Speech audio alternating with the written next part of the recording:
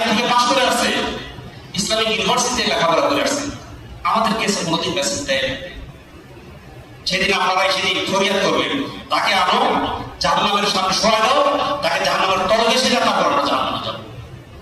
আমার নিজের পরিত্রাণের জন্য আমি দৌড়াই আসছি। আমরা ডাকছেন আপনারা, ডাকেন। আমার নাজাতের জন্য, আমি বাঁচার জন্য দৌড়ে আসছি। এখন বাংলাদেশ জামাত ইসলামী ক্ষমতায় আসছে, আপনি বাঁচতে পারলেন, আপনার লাভ কি? বাংলাদেশ জামাতে ইসলাম ক্ষমতা আসতে পারে নাই, কিন্তু আল্লাহ তাআলা বলতেছে, হে মুজাহিদ, তোর প্রতি আমি সন্তুষ্ট, তুই জান্নাতে চলে যা। বাংলার এলাকার মানুষের প্রতি আমি সন্তুষ্ট, তোরা জান্নাতে চলে যা। কোনটা আমার সফলতা হবে? জান্নাতে যাওয়া, আল্লাহ রাজি খুশি হওয়া, এটাই আমার সফলতা।